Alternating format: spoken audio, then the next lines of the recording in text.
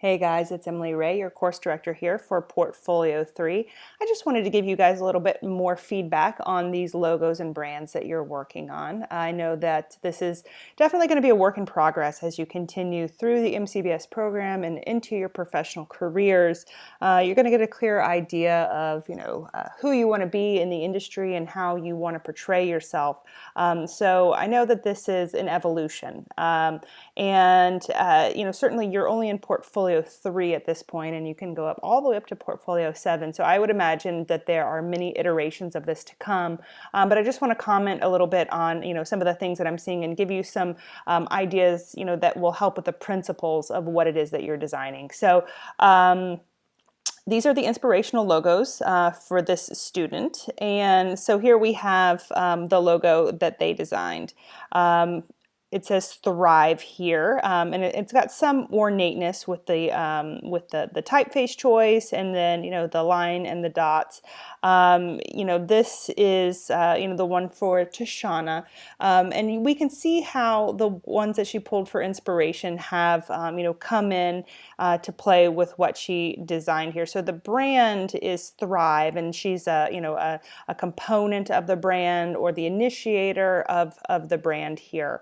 So one thing that I noticed right off the bat, Tashana, is the integrity of the logo. Here it's more round, but here it looks like it's been squished a little bit. And I don't know if you're scaling it but not to proportion, so kind of just squishing it down to get it into this space. But this one looks a little distorted. That's something you want to revisit there to make sure that the integrity of the logo is intact and consistent from one application to the next. One comment on the typeface that you use for the word Thrive. So anytime we have a decorative font, something that's cursive or brushstroke, generally the uppercase version or the capitalized version of those letters are more ornate. We see more tails and curly cues on them. And so when you put a word in all caps in a decorative font, it usually is pretty busy and kind of has a very ornate feel to it. And I'm not sure if that's exactly what you're going for, but in some cases it makes it a little bit more difficult to read, right? I do see that the word Thrive here very clearly, so it works in this case, but it's something that I want to you to be cautious about as you continue to evolve this design. You've chosen a very clean typeface for your contact details, which I appreciate and recommend, because the function of a business card is so that people can contact you. And if they can't see very clearly your name and how to get in touch, then your business card falls short. We don't see much color here, but we didn't see much color in your inspiration logos either. So it looks like you're just trying to keep a minimalist grayscale design. So all of that is working well for you. You include here on your business card art direction or art director, which is great because just based on this design alone and by the name, you don't really know. It's not really communicated what the service is that you're providing. So it's nice that you included that as a role. You've got your email address here and then your Instagram account here. Again, this looks distorted, right? Like the typeface is just slightly off. This looks a little bit more condensed and this looks a little bit more squished. There's something for you to revisit here in terms of, making sure that that's consistent across the board.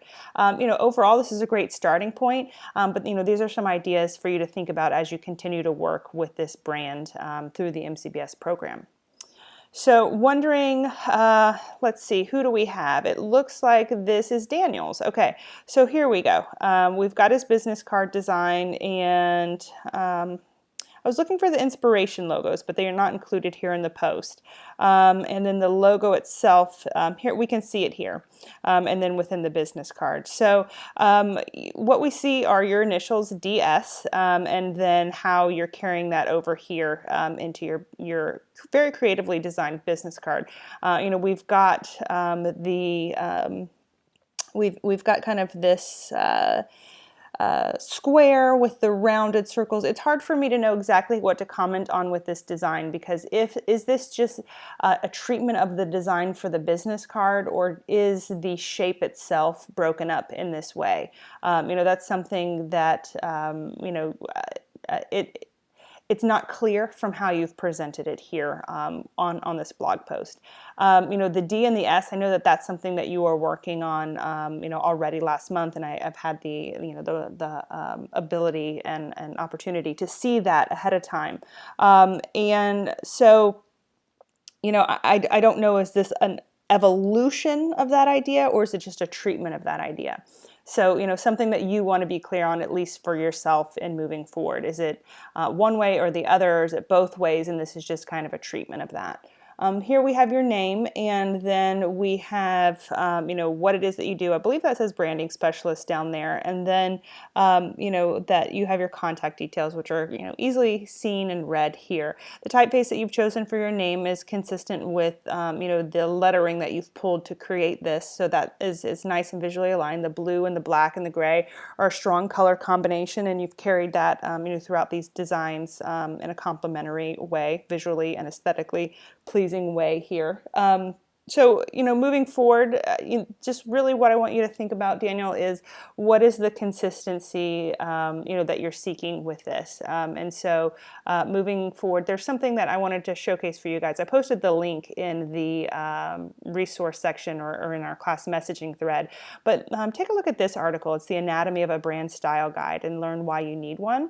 So this is actually, there's a video that can explain it, but then they give you a downloadable template, which is cool because here it's just a nice, quick visual display of, the main logo design, submarks, your color palette, your typography. So it's showing, different and approved iterations of that design. While it's not required, it is encouraged that you create something like that for the brand that you're creating for yourself this month here. So next up, we've got the logo of Tracy. So here we have, she's working on her YouTube channel to be an organizational guru of sorts. So she is inspired by individuals such as Martha Stewart or The Container Store or Real Simple.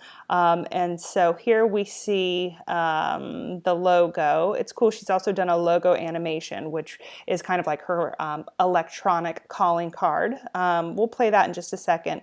And looking at the business card down here. So the design is balanced. It's clean, which you'll need for, to express the, the extremely organized and slightly OCD, parts of your brand. You wouldn't have a very messy logo for a brand like this. So that's definitely on point. The colors are nice, and it brings a sense of calm and clarity. I'm going to go ahead and press play on this just so we can capture it here. So this again is the logo animation that's going to play at the beginning of the videos. It's awesome. It is your digital calling card and a nice bumper for your videos there. That's awesome, Tracy. Down here we have your name and then just some ways to get in touch. Curious. I do see these little icons, right? And they're extremely small. And when printed, they're going to be hard to see. Here, you tell me youtube.com. You might go ahead. I mean, I know that I can kind of just tell by the colors, but not necessarily because of the clarity of this image that we're looking at Twitter and Instagram there.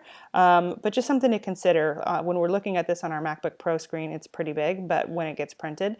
I would also encourage you to observe slightly more. I don't know, like in this design, if the white is supposed to be the edge of the business card, like it's going to have a white kind of outline, or if it's just for the posting you wanted to show what it would look like.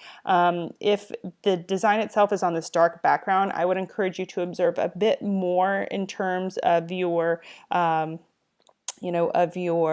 padding around the edges, so that you just have more room, or like more padding within that container. So, kind of keep it within this box here that I've kind of sketched out. Overall, I'm super excited to see this coming to life for you. I know that you're working really hard on it, and if there's anything that I can do, as you continue to tweak your design, if you'd like more feedback, send it my way. Happy to take a look. And then last but not least, we have Rob's logo here. So we've got his inspirational logos that he's chosen, and then the first draft of what he is designing here. So we've got the R and the O. And the typeface is one that is it is a script, and it has some ornateness to it, It has a bit of an elegance. But then the next the revised iteration is one.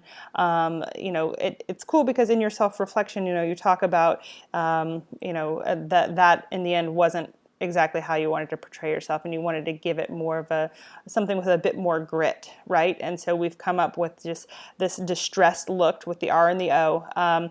One thing I'll say is I do like the distress, but I'm not sure about this stroke that you have. So it's an artistic brush stroke applied to a circle inside of Illustrator. In this application at this size, we can kind of clearly see the detail, but when you're going to shrink this down to a business card, it's just going to kind of look blurry or messy. And so it's something that I want you to think about, potentially removing, and just to have the distressed inside the circle there. We've got your name over here. Now, one thing that's hard to see and might not be coming through on this video is that with this black text here, you also have a red stroke. And the red stroke, because it's so thin, I'm going to zoom in here. As I zoom in on it, you can see it a little bit more, but because it's so thin, it just really makes the black lettering look blurry. I would also consider taking that off and just having the plain black font.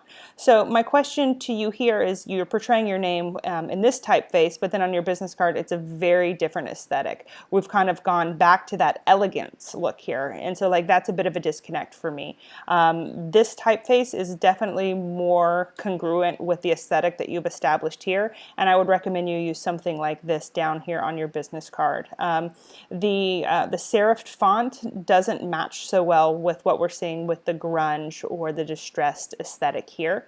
Additionally, these icons, they look nice on your MacBook Pro because it's a big screen, but if we were to shrink this business card down, I'm trying to shrink it down a little bit more. If we were to shrink it down, they're going to look really small, and you're taking up a lot of your visible space with these small things that aren't going to be able to carry a bunch of detail at that size. This is a phone number. People are going to recognize that it's a phone number. You don't need the icon there.